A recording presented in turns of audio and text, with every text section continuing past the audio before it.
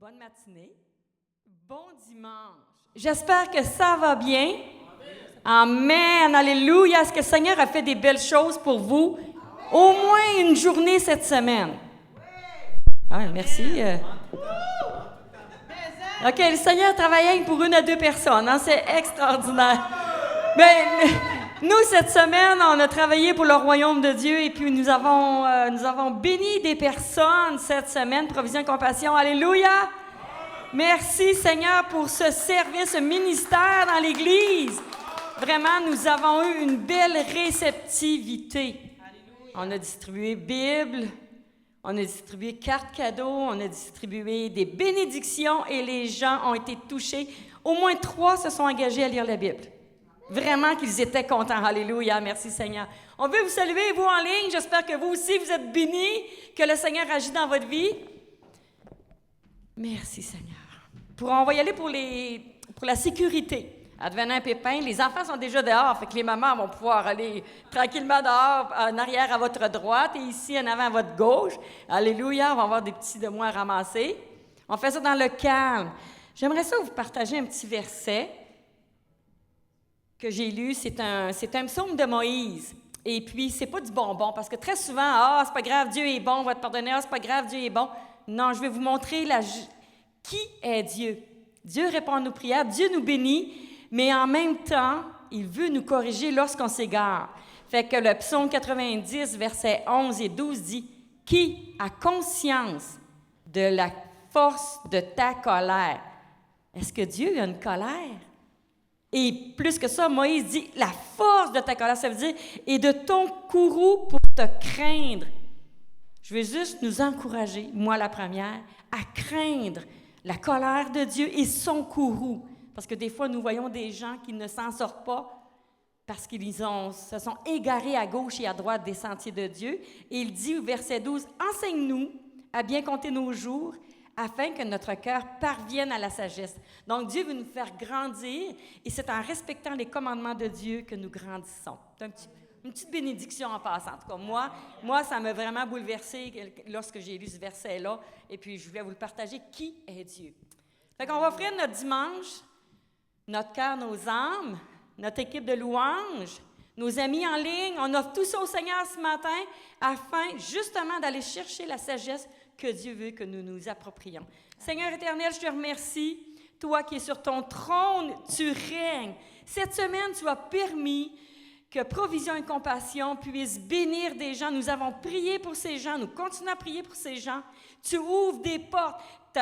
Vraiment, ta bénédiction tombe sur la ville de Saguenay. Tu vas chercher les âmes. Seigneur, c'est pourquoi on prie. Pour que ce matin, ça a un impact dans le monde spirituel, que les ténèbres reculent et que les puissances qui viennent de toi, Jésus, s'installent à Saguenay. Tu bénis ton Église, tu bénis les musiciennes, tu bénis les gens en ligne. Tu bénis ceux qui te disent « Oui, viens, agneau de Dieu, dans notre vie, en ton nom, Jésus. Amen. » Donc, on va se lever debout. Vous aussi à la maison, on se lève debout, on accompagne nos musiciens, on s'époumonne avec elle. Alléluia. Êtes-vous prêtes à louer le Seigneur? Amen.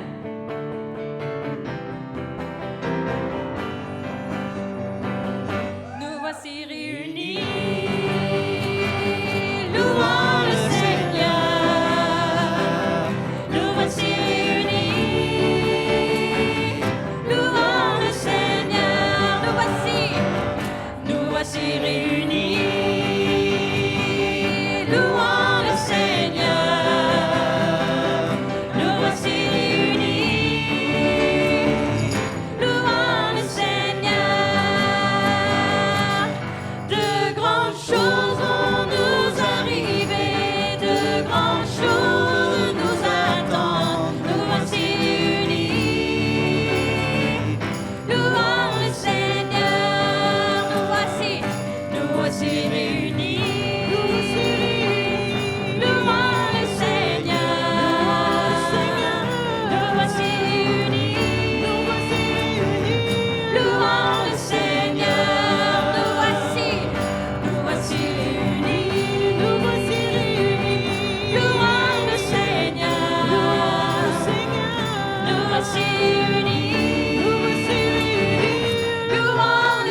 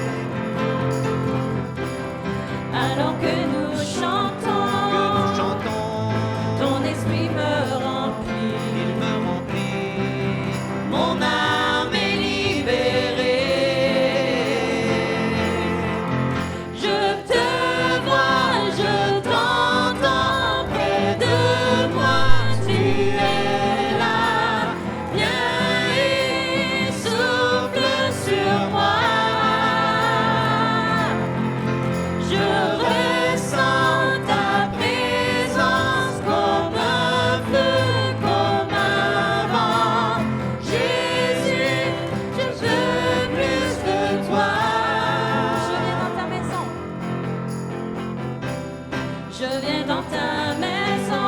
Dans ta maison. Je veux te rencontrer. Te rencontrer. Tel que je suis, m'abandonner. Alors que nous chantons, ton esprit me remplit. Il me remplit. Ton âme est libérée.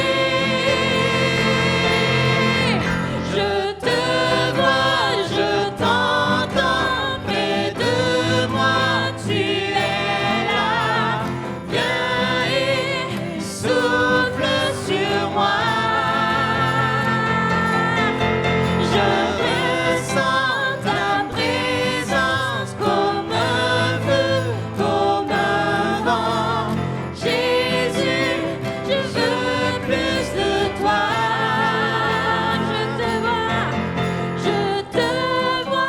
Je t'entends près de moi, tu es là.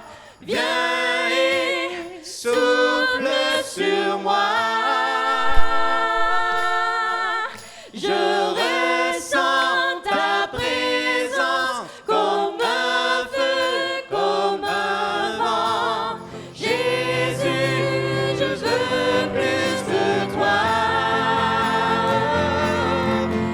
Je te vois, je t'entends près de moi, tu es là. Viens et souffle sur moi. Je ressens ta présence comme un feu, comme un vent. Jésus, je veux plus de toi. Jésus, je veux plus de toi. Jésus, je veux plus de toi.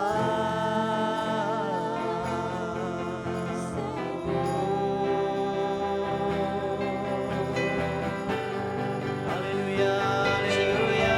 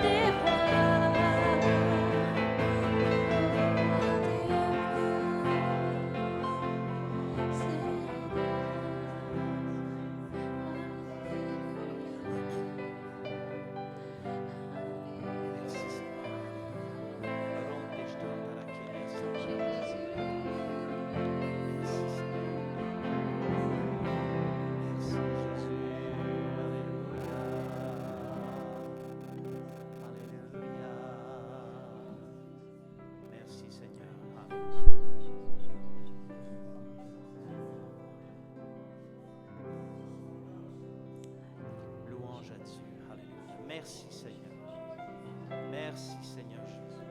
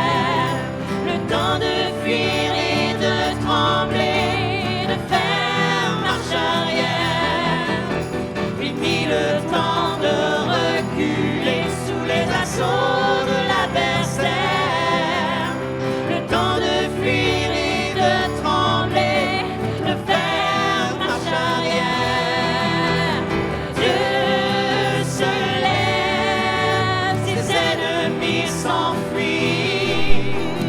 Dieu se lève sur le pays.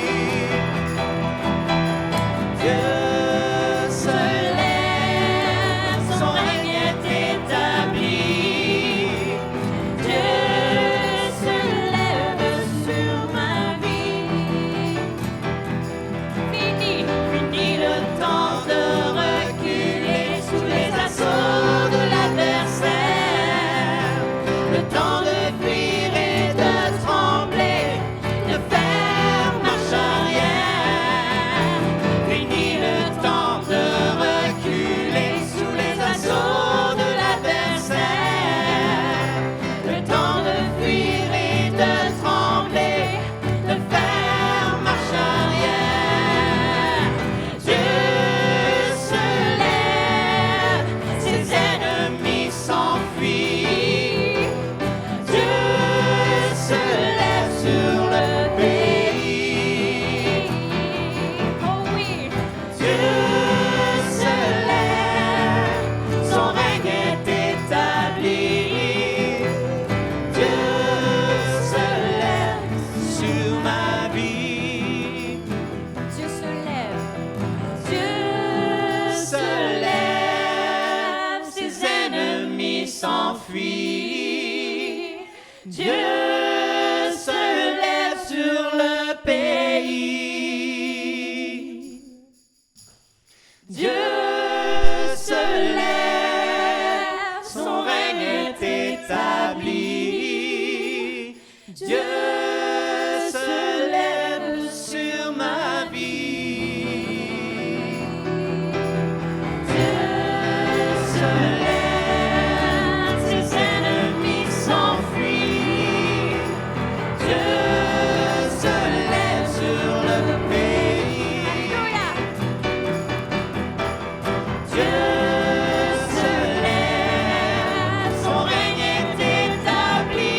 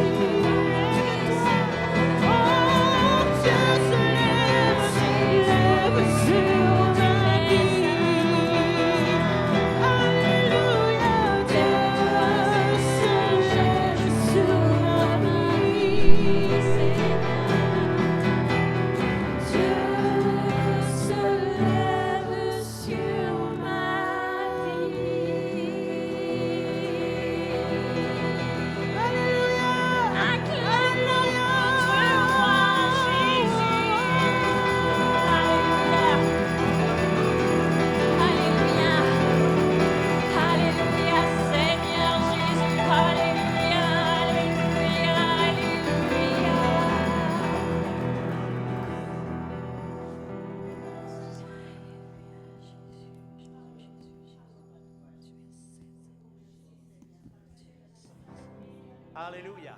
Merci Seigneur. Béni soit Jésus.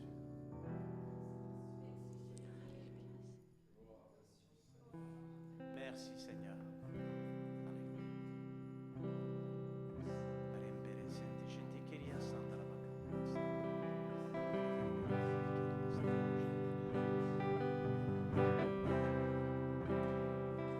L'amour de Dieu de loin surpasse ce qu'on peut dire. Un cœur humain, il est plus grand que les espaces, même en l'abîme, il nous atteint. Pour le péché de notre monde, Dieu nous donna Jésus. Il nous pardonne aux paix profondes. Il sauve les perdus.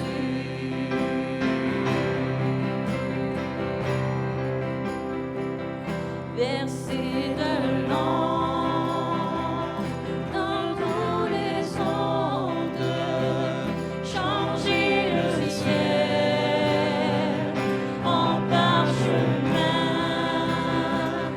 tendez la pluie à tout le monde et que chacun soit écrivain. Vous dire tout l'amour du Père ferait tarir les eaux et remplirait la place entière sur ces divins rouleaux. L'amour de Dieu, si fort, si tendre, est un amour sans fin. Tel est le chant que font entendre les anges et les saints.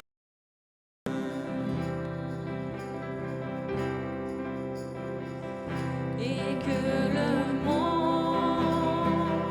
un jour chancelle avec ses trônes et ses rois, quand trembleront tous les rebelles, soudain saisis d'un grand effroi. De Dieu l'amour que rien ne lasse, pour nous encore vivra. C'est le miracle de ta grâce. Amen, alléluia.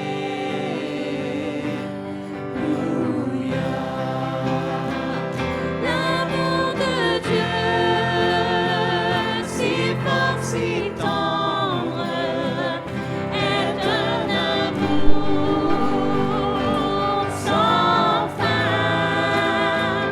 Tel est le chant que font entendre les anges et les saints. L'amour de Dieu, si fort, si tendre, est un amour sans fin. Tel est le chant que font entendre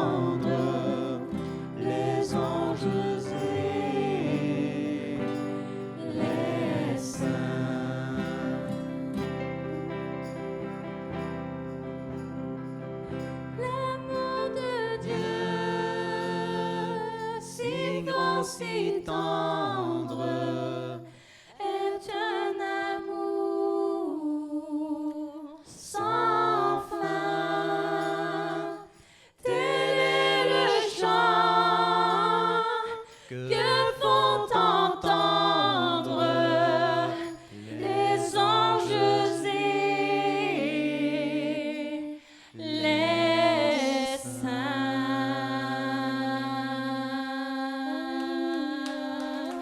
Alléluia Seigneur, ton amour est immense, Jésus, Jésus, Jésus. Alléluia Seigneur, Alléluia, Alléluia, Alléluia. Alléluia Seigneur, tu es saint, tu es saint, tu es grand.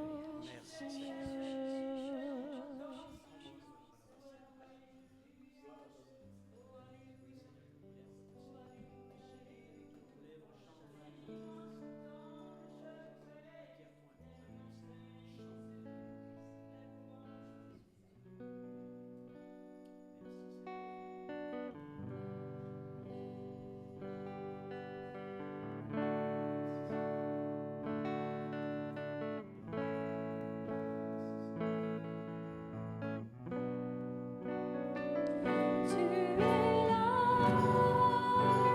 présent parmi nous.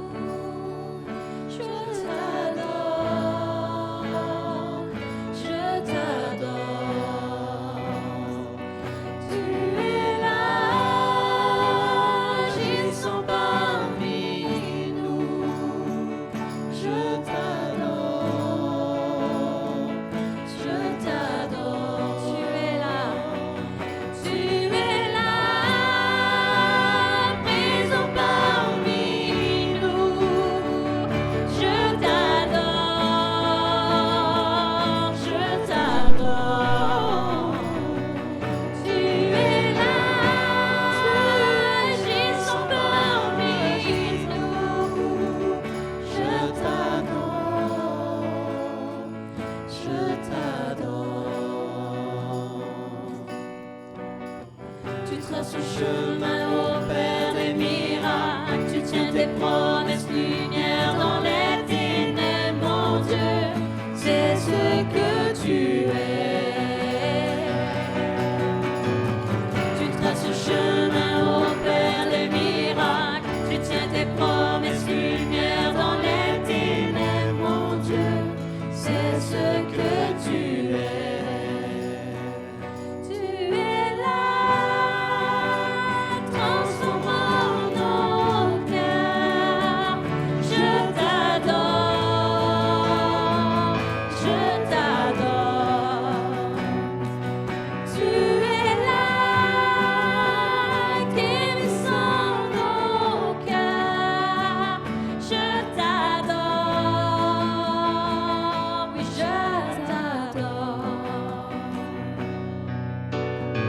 Tu traces le chemin au Père des miracles. Tu tiens tes promesses, lumière dans les ténèbres, mon Dieu, c'est ce que tu es. Tu traces le chemin au Père des miracles. Tu tiens tes promesses, lumière dans les ténèbres, mon Dieu, c'est ce que tu es. Tu es là, transformant nos vies.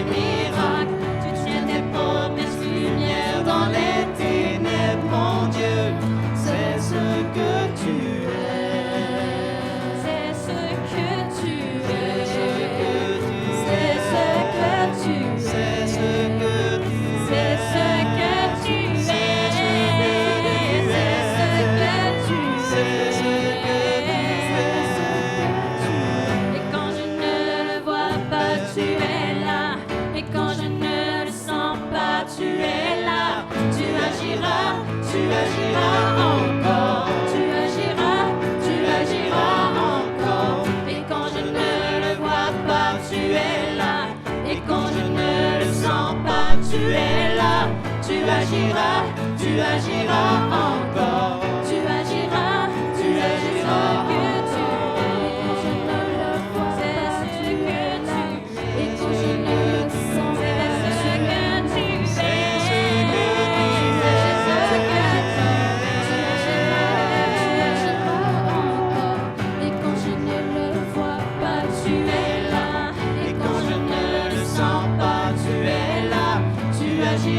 Tu agiras encore, tu agiras encore.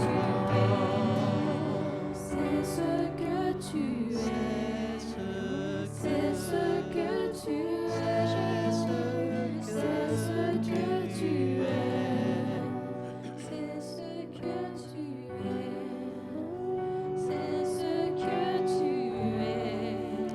es, c'est ce que tu es, c'est ce que tu es.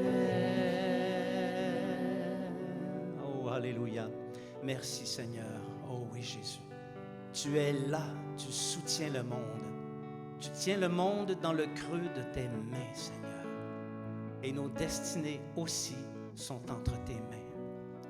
Merci d'être notre Dieu Tout-Puissant, de nous avoir choisis, d'avoir fait de nous des élus, des hommes et des femmes qui t'aiment et qui aiment être en relation avec toi. Sois béni aujourd'hui et éternellement, Seigneur. Merci. Alléluia. Nous nous préparons maintenant à prendre le repas du Seigneur. Si vous êtes à la maison et que vous désirez participer, simplement préparez les éléments, le pain et le vin, et vous pourrez participer avec nous. Alléluia. La parole de Dieu comporte un avertissement concernant le repas du Seigneur. Il est important de discerner dans le pain le corps de Christ et de discerner dans le vin le sang de Christ, car s'il n'y a pas un tel discernement, ça peut attirer un jugement ou une condamnation contre soi-même. Et ça, ce n'est pas quelque chose que nous voulons. Alléluia. Si tu as fait du Seigneur Jésus ton Seigneur et ton Sauveur, si un jour tu as eu une expérience avec lui et que tu es en relation avec lui, tu peux pleinement participer à la Sainte Seine. Maintenant, ce n'est pas un péché qui devrait t'empêcher de communier, parce que si tu as commis un péché, il s'agit simplement pour toi de demander pardon au Seigneur. Et la parole nous indique qu'il est fidèle et juste pour nous pardonner. Alléluia. L'Évangile nous rapporte comme ceci le dernier repas que Jésus a pris avec ses disciples. Pendant qu'il mangeait, Jésus prit du pain et prononça la prière de bénédiction. Puis il le rompit et le donna aux disciples en disant « Prenez, mangez, ceci est mon corps. » Il prit ensuite une coupe et remercia Dieu. Puis il la leur donna en disant « Buvez-en tous, car ceci est mon sang, le sang de la nouvelle alliance qui est versé pour beaucoup pour le pardon des péchés. » Seigneur, nous te remercions d'avoir été obéissant en ce jour critique. Après avoir fait ton ministère terrestre, tu es monté sur cette croix. Tu as accompli, Seigneur, toutes les prophéties qui nous parlaient d'un sauveur, et cela au travers de multiples souffrances, cela au travers du rejet de tes frères et de tes sœurs, du rejet des chefs et des principautés.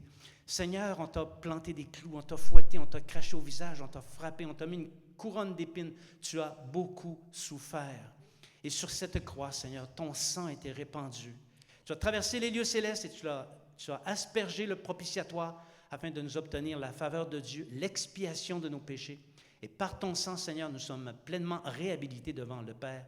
Merci parce que tu nous as réconciliés et que nous as fait cadeau de la vie éternelle par ton sacrifice au nom de Jésus. Prenons maintenant le pain et le vin.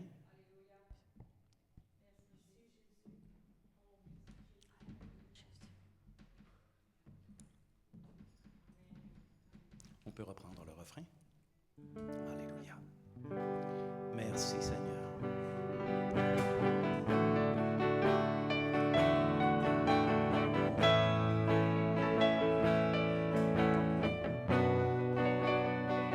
Tu es là,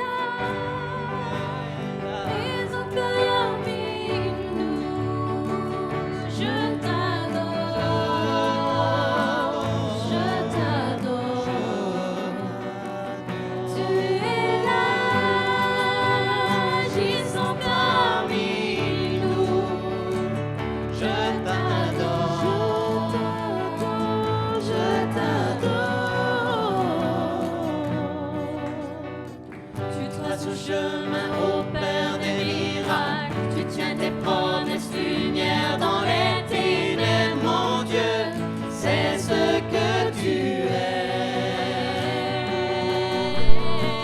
Tu traces le chemin au Père des miracles. Tu tiens tes promesses, lumière dans les ténèbres, mon Dieu, c'est ce que tu es.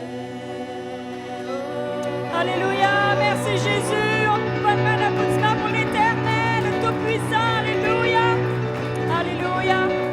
Merci Seigneur. Merci les musiciennes. Ce fut un temps précieux. C'est encore précieux.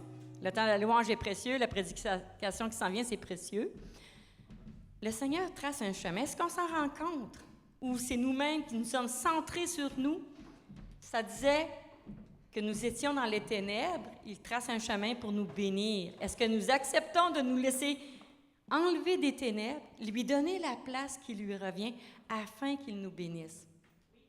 Amen. Merci Seigneur.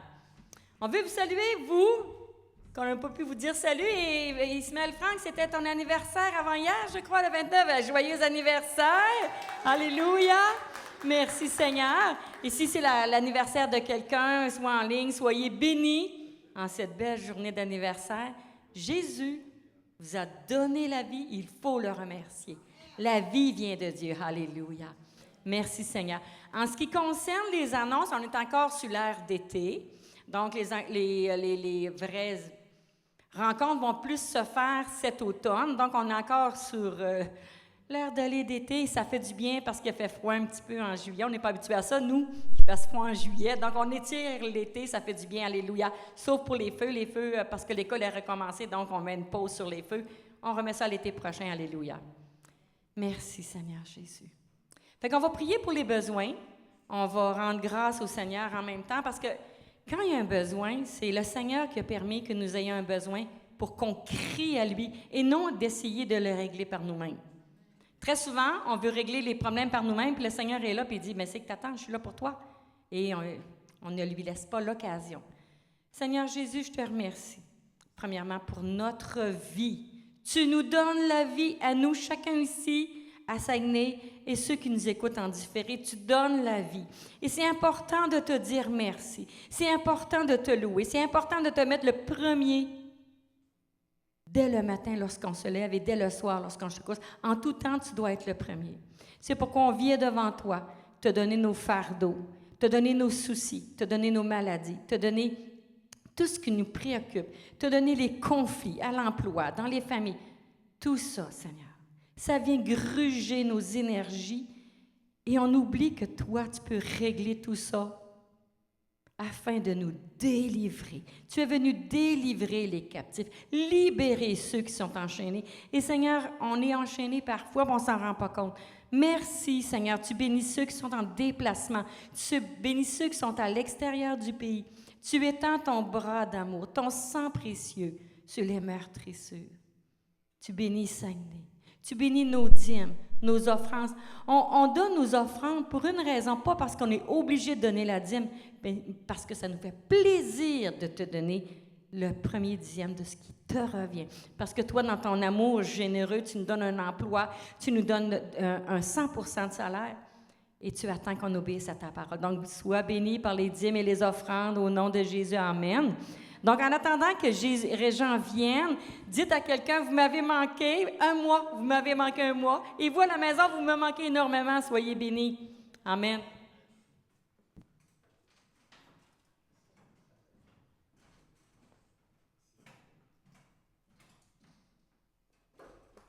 Alléluia. Amen. Alléluia. Est-ce qu'on vous a manqué? Oui. Oui. Vous êtes ennuyé de nous? On t'entend pas bien, par exemple. Ton micro est ouvert? C'est secret, hein? On t'entend pas bien. Joyeux anniversaire, sois béni. Un petit peu confidentiel ce que je disais. Donc, on vous a manqué. Oui. Ah oui, oui, oui. Ça fait du bien, une fois de temps en temps, entendre d'autres prédicateurs. Pour ma part, j'étais quand même assez, j'étais fatigué un peu. Et puis, j'avais besoin de ce repos-là. Pendant ce temps de repos, bien, on a eu le temps de réfléchir, méditer, j'avais aussi, puis je veux rendre grâce au Seigneur pour ça, j'avais 2 affections mineures de peau. Et pendant mes vacances, le Seigneur m'a complètement guéri et je suis vraiment content. Comme quoi, le repos a des effets bénéfiques et la prière aussi. Alléluia. Merci Seigneur pour les vacances. Les prochaines vont être appréciées. Oh, gloire à Dieu. Hey, j'ai une question à vous poser. On est prêts. Que faites-vous le 23 septembre de cette année?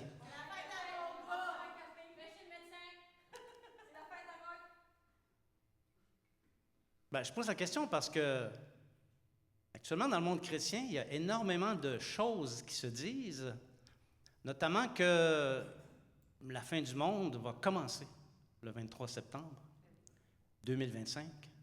Alors, c'est pour ça que je vous pose la question. Est-ce que vous êtes prêts? Est-ce que vous êtes prêts pour la fin du monde? Non? Moi, je vous annonce déjà que le 23 septembre, vraisemblablement chez moi, je vais prendre un bon café. En rendant grâce au Seigneur pour la vie qu'il nous donne, qu'il nous procure et pour son abondance et sa générosité. Le titre du message ce matin est en lien avec ça, mais non pas pour le renverser, mais pour progresser dans la connaissance. Et le titre, c'est « Le jugement dernier ». Alléluia!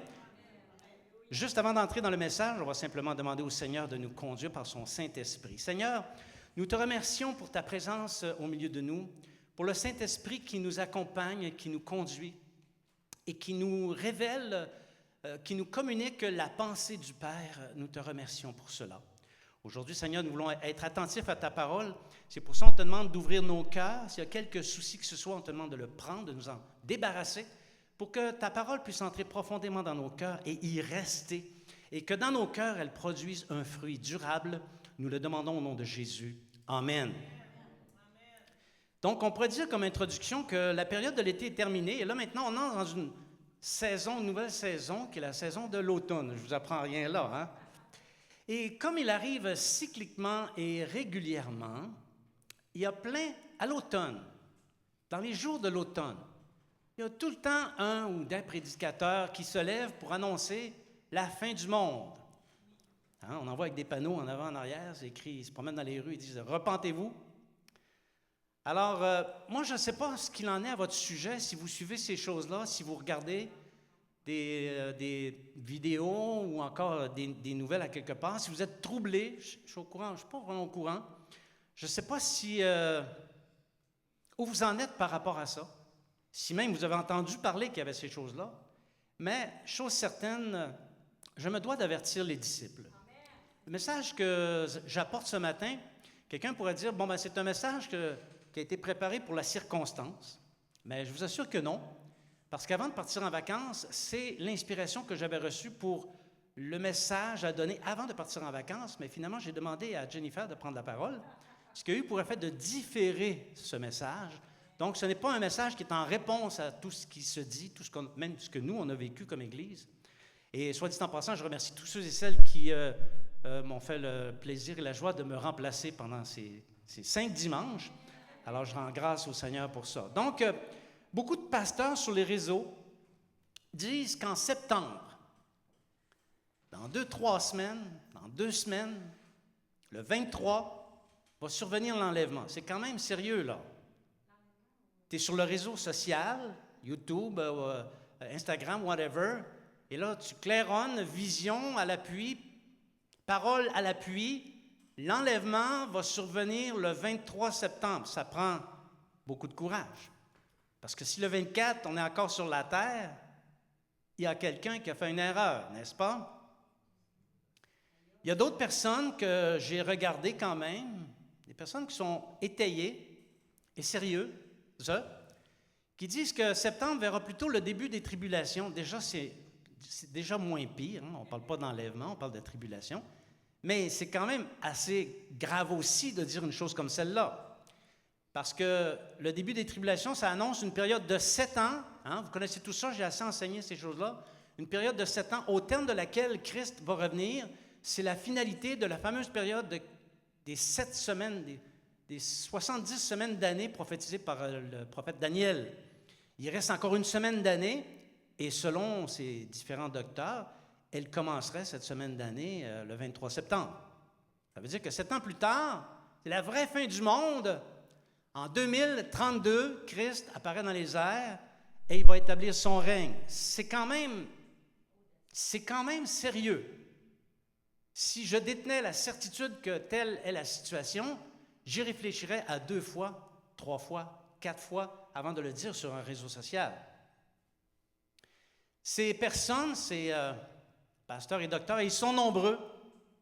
Lancez une recherche enlèvement 23 septembre sur n'importe quel moteur et vous allez voir qu'il s'en défile des sites. OK?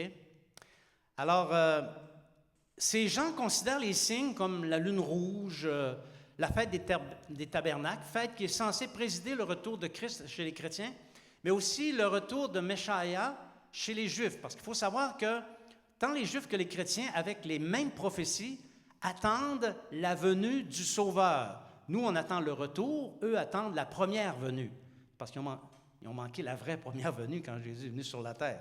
Donc, pour eux, ils ne croient pas que Jésus est le prophète, donc le Messie, donc ils l'attendent encore. Mais ils utilisent exactement les mêmes prophéties que nous, les chrétiens. Il y a également, et ça c'est un peu plus sérieux, un peu plus inquiétant, des prophètes qui disent avoir rencontré le Seigneur, qui leur a dit que les temps étaient arrivés. Bon, ici je ne suis pas derrière le micro pour juger ces personnes-là ou les condamner, parce que Dieu connaît les cœurs. Une personne peut dire quoi que ce soit et avoir l'air juste et vrai, et c'est Dieu qui sonde les cœurs. Si on n'est pas capable de savoir, Dieu sait, parce que Dieu sait toutes choses. Pendant les vacances, j'ai lu un passage qui disait « Dieu sait toutes choses, il connaît même ce qui se passe dans les profondeurs du séjour des morts. » Alors, Dieu sait toutes choses. Et honnêtement, étant spécialiste de la prophétie biblique, si vous ne le savez pas, ben je vous le dis, je suis un spécialiste de la prophétie biblique et ces choses-là ne m'intéressent pas beaucoup. Je veux dire, ces vidéos annonciatrices de dévastation ne m'intéressent pas beaucoup. Vidéos qui annoncent des choses chocs. Alors, si je m'y intéresse comme je l'ai fait dans la situation présente, c'est pour réfuter les erreurs qui peuvent s'y trouver. Et actuellement, j'ai regardé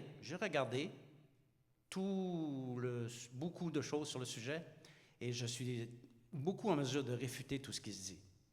La raison pour laquelle ça m'intéresse plus ou moins, c'est que je ne considère pas les nombreux annonceurs actuels comme étant crédibles parce que leurs annonces ne correspondent pas justement à ce que disent les vrais prophètes de la Bible.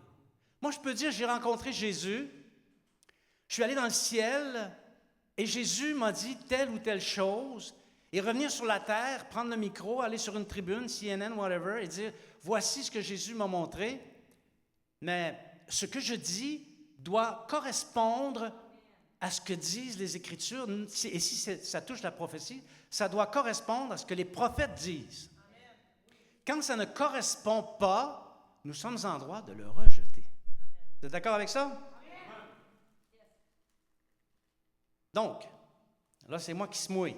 Je me mouille, OK? À quiconque écoute ce message, en personne ou par vidéo, l'enlèvement ne surviendra pas en septembre, ni le début de la période des 7 années de tribulation. Je me mouille, moi aussi.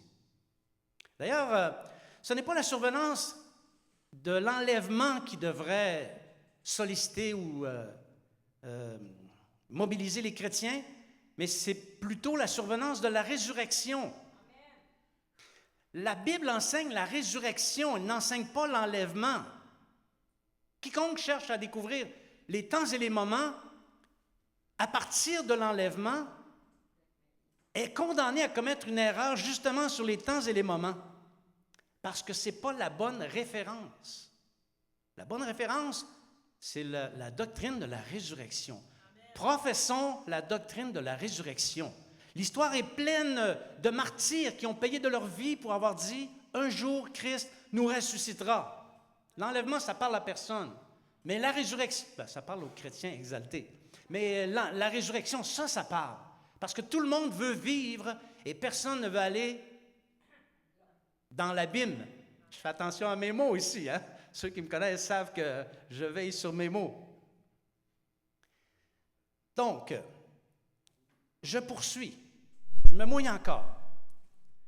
À quiconque écoute ce message, l'étoile absinthe dont il est question dans le livre de l'Apocalypse, appelée aussi Apophis, dans Apocalypse 8:11, ne tombera pas dans l'océan Atlantique en septembre 2029. Est-ce que je suis assez mouillé? Je suis dans l'océan. Je le dis à quiconque écoute ce message, Jésus ne reviendra pas en septembre 2032. Et si vous écoutez ce message en différé, publiez le message. Si je suis dans l'erreur, publiez mon erreur. Mais je vous assure que je ne suis pas dans l'erreur. La raison est fort simple. Bien qu'étant sensationnelles, ces annonces ne sont pas cohérentes avec les Écritures. C'est simple. Ce n'est pas cohérent avec les Écritures. Qui se trompe? Les Écritures ou l'annonceur? L'annonceur. En septembre prochain, dans 3 semaines, 2 semaines, 3 semaines, et dans les années à venir, beaucoup de faux annonceurs, des faux annonceurs, ce n'est pas des faux annonceurs, ils annoncent des choses. Des annonceurs de faux, on va les appeler comme ça, OK? Beaucoup d'annonceurs de faux seront confondus, confus et discrédités parce qu'ils auront soutenu ces faussetés. Bon, quelqu'un peut faire une erreur de bonne foi. Même moi, il m'arrive de faire des erreurs de bonne foi. La dernière, je m'en souviens encore, c'est en 1976-77. J'avais dit telle et telle chose, et puis c'était une erreur. Mais depuis ce temps-là, je n'en fais plus d'erreur. Donc, même un docteur peut faire une erreur de bonne foi. On l'espère qu'il est de bonne foi, mais il en demeure pas moins que tout disciple qui entend un message comme celui-là doit faire preuve de discernement, et ça oblige aussi à sonder les prophéties. Nous devons connaître les prophéties. Si nous ne connaissons pas les prophéties, on se prive de plus de 50% du matériel qui se trouve dans les Écritures. Il me semble qu'il manque quelque chose à la culture, non?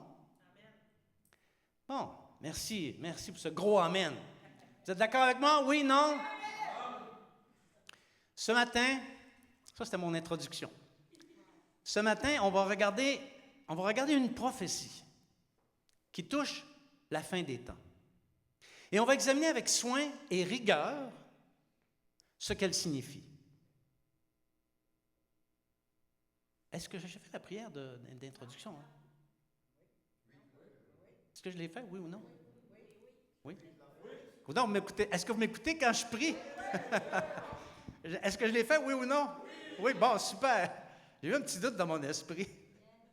Alors, on va regarder dans Matthieu, chapitre 25, versets 31 à 46. C'est un peu long, OK? Mais c'est une prophétie du Seigneur Jésus. Et l'avantage, c'est qu'elle est vraiment intéressante. Donc, on va demander à notre lectrice favorite de nous en faire la lecture. Lorsque le Fils de l'homme viendra dans sa gloire, avec tous les anges, il s'assiera sur le trône de sa gloire. Toutes les nations seront rassemblées devant lui. Il séparera les uns d'avec les autres comme le berger sépare les brebis d'avec les boucs. Et il mettra les brebis à sa droite et les boucs à sa gauche. Alors le roi dira à ceux qui seront à sa droite, « Venez, vous qui êtes bénis de mon Père, prenez possession du royaume qui vous a été préparé dès la fondation du monde, car j'ai eu faim et vous m'avez donné à manger. J'ai eu soif et vous m'avez donné à boire. J'étais étranger et vous m'avez recueilli. J'étais nu et vous m'avez vêtu. J'étais malade et vous m'avez visité. J'étais en prison et vous êtes venus vers moi. » Les justes lui répondront, « Seigneur, quand avons-nous vu avoir faim, t'avons-nous donné à manger ou avoir soif et t'avons-nous donné à boire? Quand t'avons-nous vu étranger et t'avons-nous recueilli ou nu et t'avons-nous vêtu? Quand avons-nous vu malade ou en prison et sommes-nous allés vers toi? » Et le roi leur répondra, « Je vous le dis, toutes les fois que vous avez fait cette chose à l'un de ces plus petits de mes frères, c'est à moi que vous les avez faites. » Ensuite, il dira à ceux qui seront à sa gauche, « Retirez-vous de moi, maudits, Allez dans le feu éternel qui a été préparé pour le diable et pour ses anges. Car j'ai eu faim et vous ne m'avez pas donné à manger. J'ai eu soif et vous ne m'avez pas donné à boire. J'étais étranger et vous ne m'avez pas recueilli. J'étais nu et vous ne m'avez pas vêtu. J'étais malade et en prison et vous ne m'avez pas visité. Ils répondront aussi, Seigneur, quand avons-nous vu ayant faim ou ayant soif, ou étranger, ou nu, ou malade, ou en prison, et ne t'avons-nous pas assisté? Il leur répondra, je vous le dis en vérité, toutes les fois que vous n'avez pas fait ces choses à l'un de ces plus petits, c'est à moi que vous ne les avez pas faites, et ceux-ci iront au châtiment éternel, mais les justes à la vie éternelle. Alléluia! C'est une belle prophétie, n'est-ce pas? Qui est sortie de la bouche de Jésus. Ce n'est pas une parabole.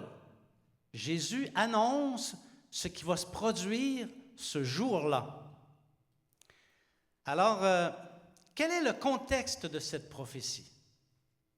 Quand est-ce cette prophétie surviendra-t-elle?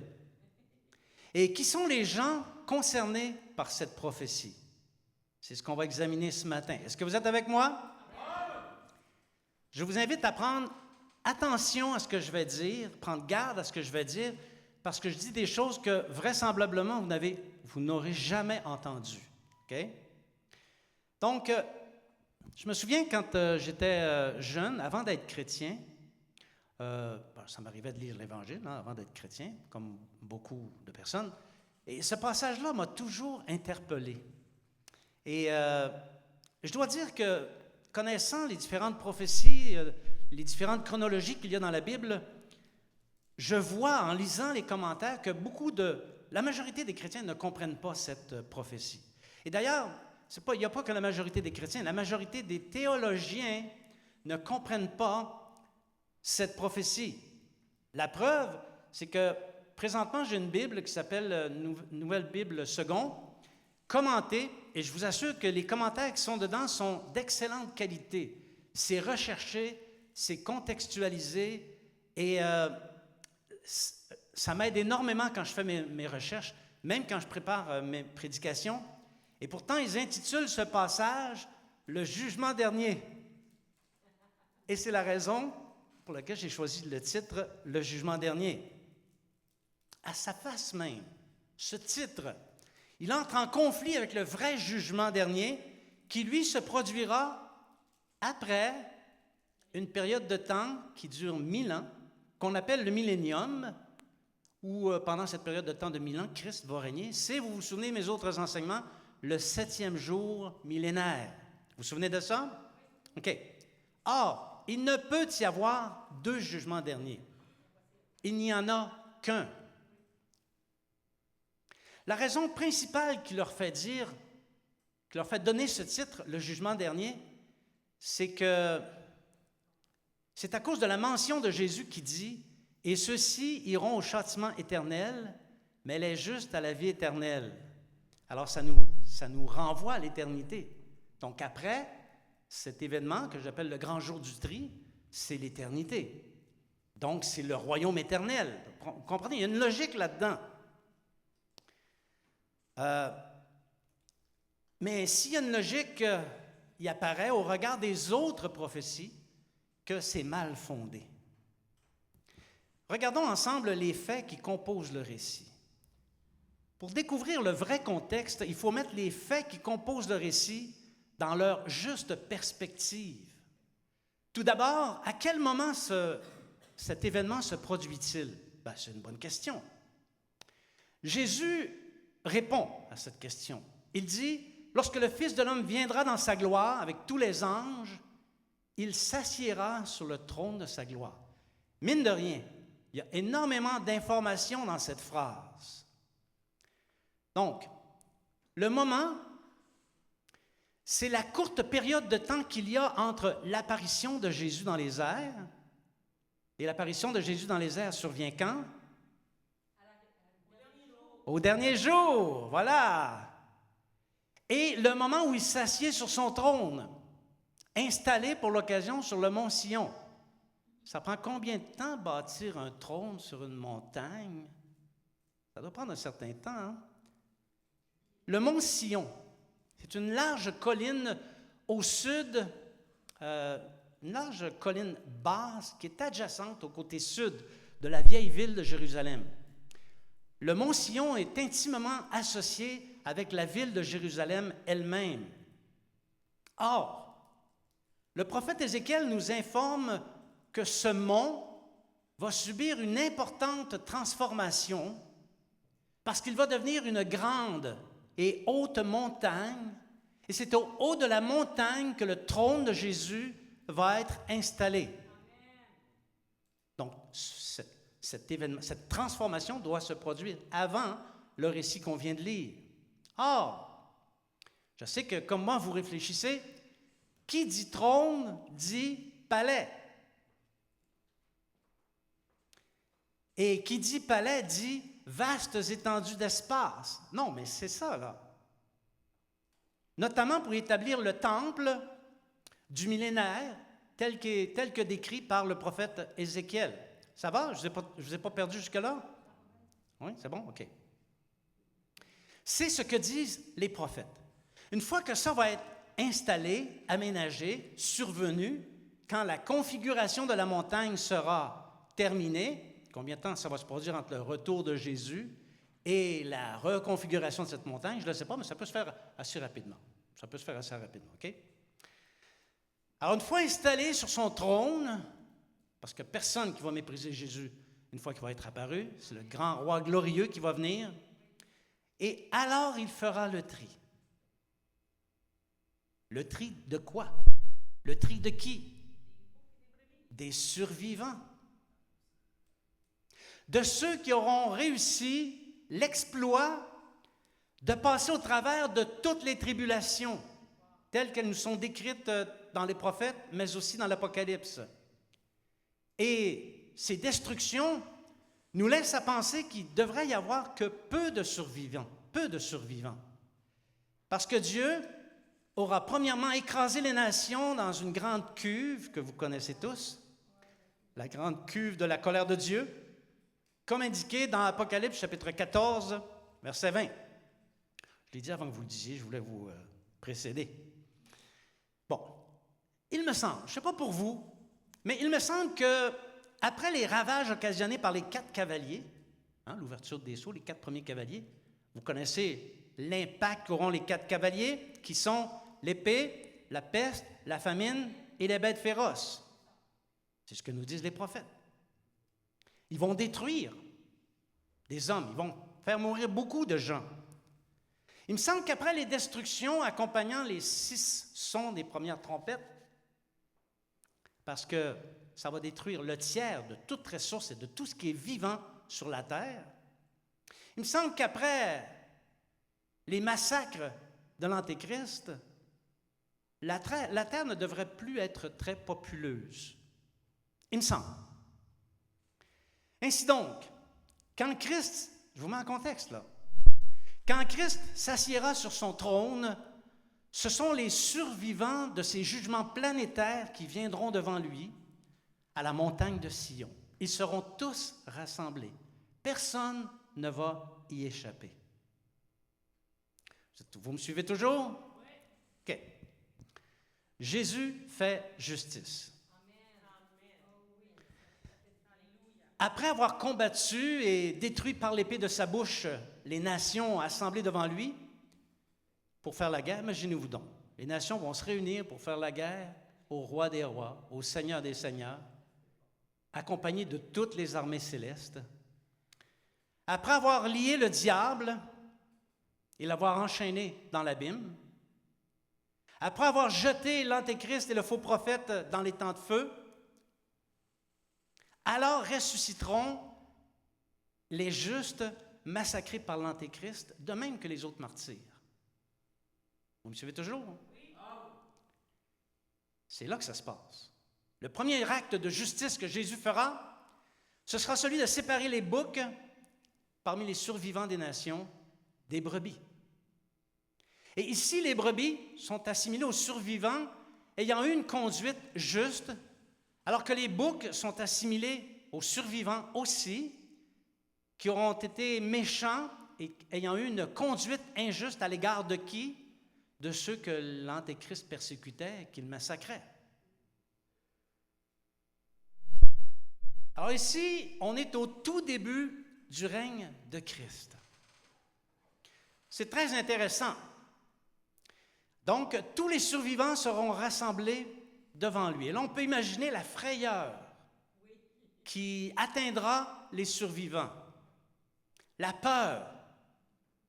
Où vais-je aller? Quelle sera ma destinée? C'est le Dieu Tout-Puissant. Comment survivrai-je? C'est question de vie ou de mort.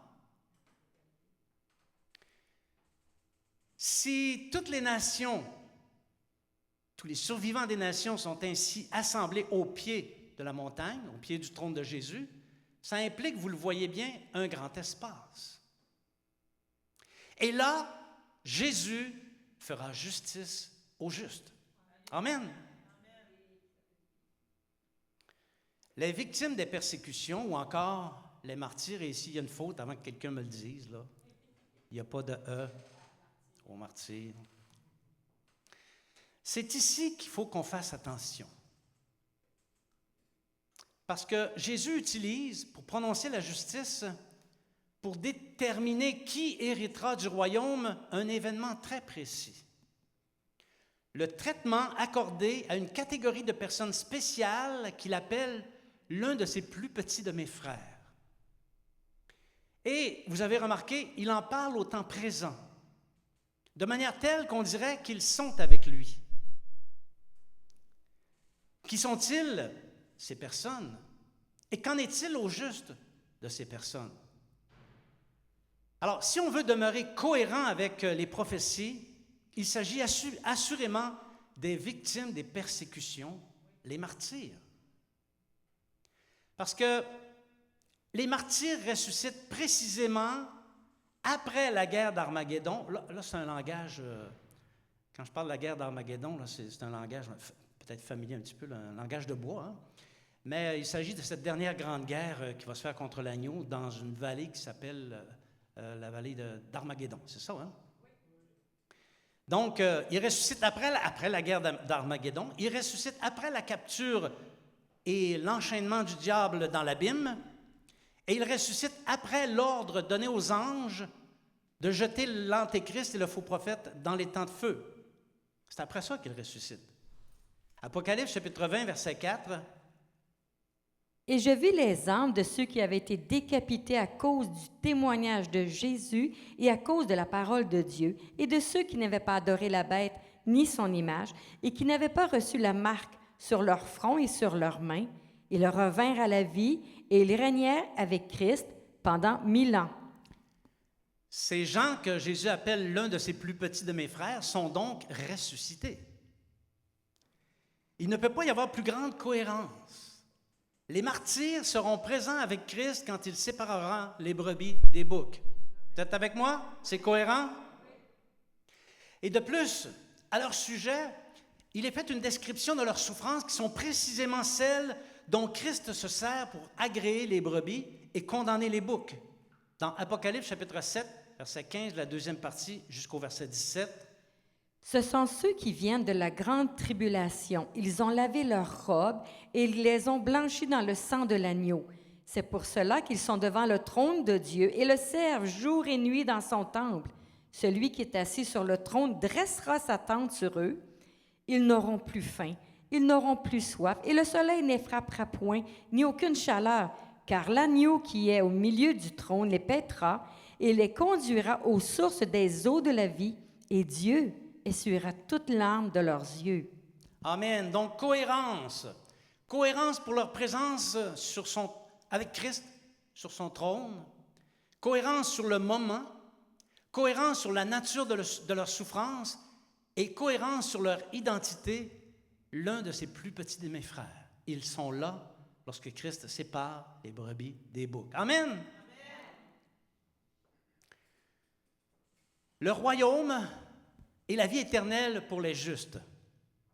Bon, tout ce qui vient d'être dit, je qualifie que c'est quand même intéressant, mais ça pose des interrogations. Parce que on sait maintenant que dans le royaume de Christ sur la terre, vous pouvez le deviner vous-même, il y aura 2 catégories d'hommes et de femmes, OK? 2 catégories d'hommes. On va garder ça comme ça pour le moment. Si on ne veut pas se mêler, là. La première catégorie, ce sont ceux qu'on parle depuis tout à l'heure, les survivants. Mais il y aura une autre catégorie d'hommes, les ressuscités.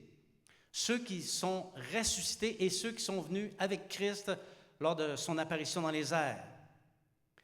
Alors, dans le récit qu'on a lu, des brebis et des boucs, il y a induction, c'est-à-dire on ressent que derrière, il y a l'idée de la félicité éternelle avec Christ pour l'éternité. Il y a cette idée, mais il faut absolument la contextualiser avec les autres informations que les prophètes nous donnent. Alors ces hommes, les justes, les survivants justes, ou les brebis, OK, prennent possession de la terre, ils seront sous le gouvernement des ressuscités. Et c'est là tous les enseignements que Jésus nous a donnés. Hein?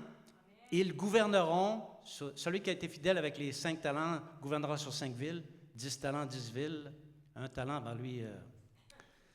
Bon, alors c'est là que ça va se produire. Les ressuscités gouverneront les survivants qui, eux, vont repeupler. Alors, les survivants demeurent mortels. Ils ne sont pas ressuscités encore. Non seulement, mais la mort et le séjour des morts agissent toujours.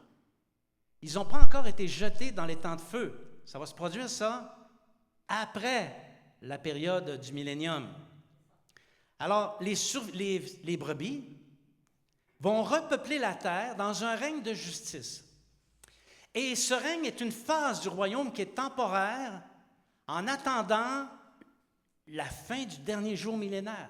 Il faut que les 7 jours se terminent. Vous vous souvenez, j'ai enseigné ça plusieurs fois juste avant de partir en vacances. Donc, il reste encore quelques prophéties à s'accomplir. C'est pour ça que c'est une phase temporaire, ce millénium. Alors, les ressuscités, pour leur part, auront un corps transformé et eux déjà goûteront à l'éternité, ne mourront plus. La mort n'a aucun pouvoir sur eux. Les ressuscités seront déjà dans leur dimension de la vie éternelle.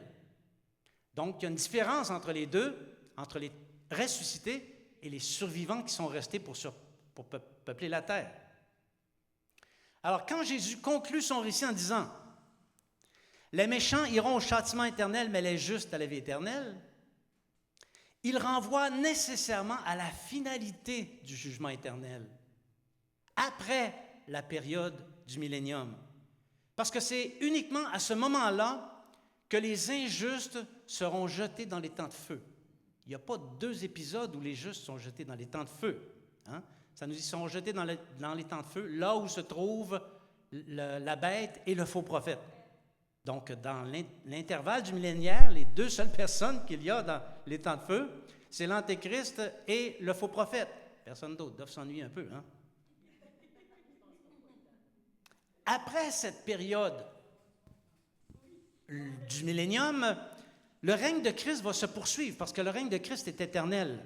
Mais il va se poursuivre dans une autre dimension, celle de nouveaux cieux et de nouvelles terres. Et ça aussi, ça nous est dit par les prophètes. Ça nous est annoncé par les prophètes.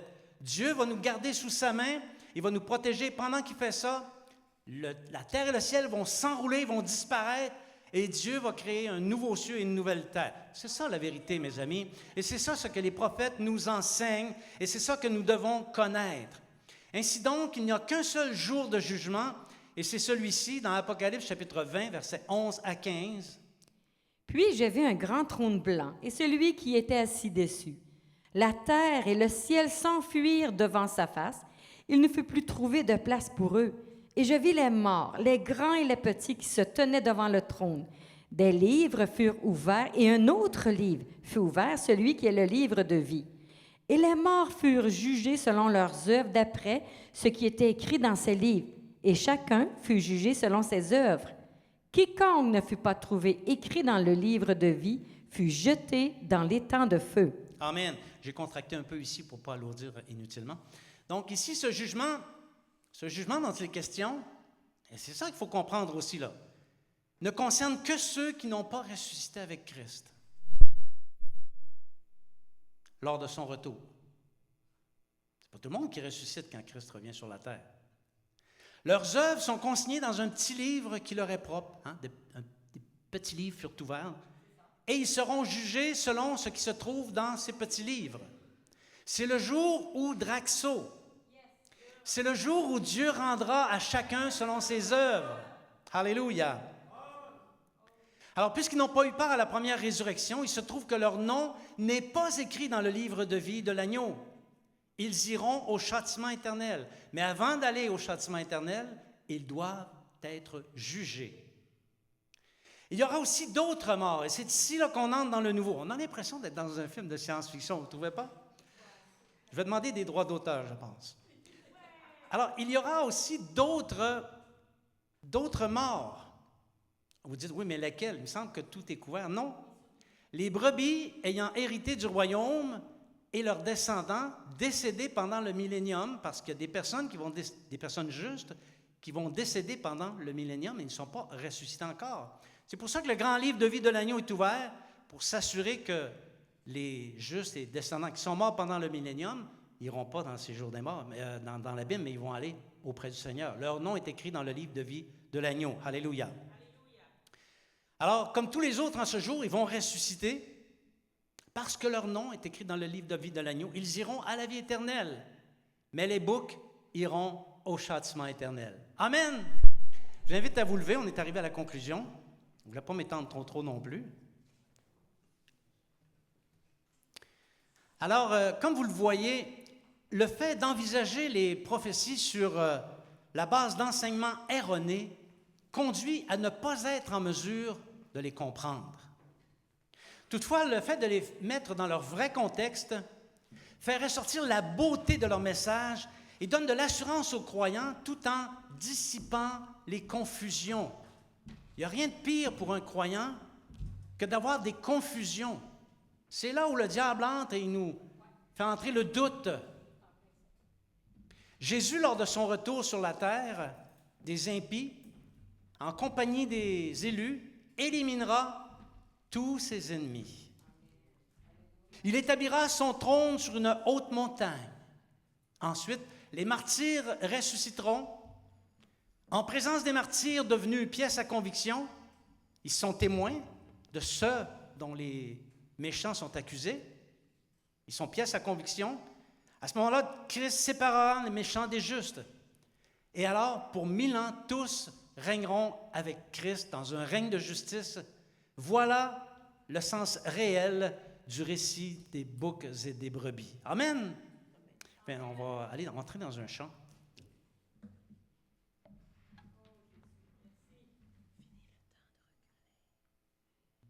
Alléluia. Faites la diffusion de ce message d'ici le 23 septembre.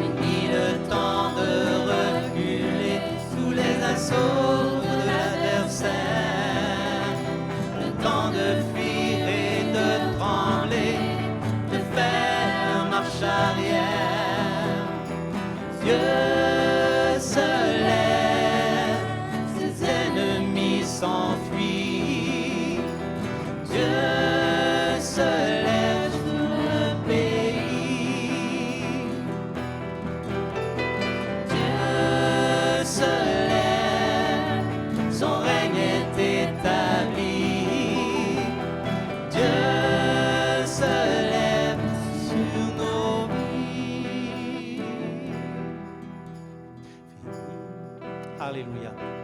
Merci Seigneur. Oh oui Seigneur, lève-toi. Lève-toi Seigneur et viens faire la justice.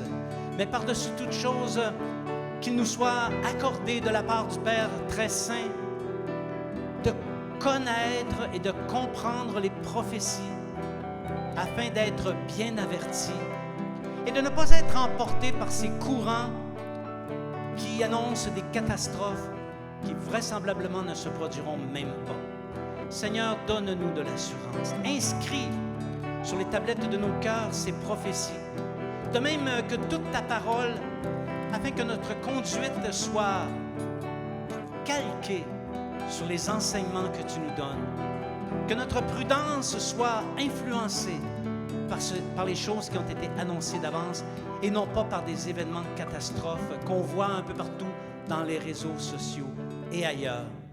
Alors Seigneur, nous te remercions parce que tu nous accordes ce privilège de ce que tu écris ces choses dans nos cœurs et que ces choses gravent sur nos cœurs non seulement la vérité, mais aussi la crainte de ton nom.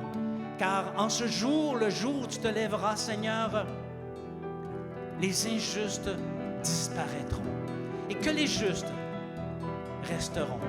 Et Seigneur, pour cela, on doit avoir vraiment la crainte de Dieu, être animé de la crainte de Dieu, comme disait notre sœur d'entrée de jeu.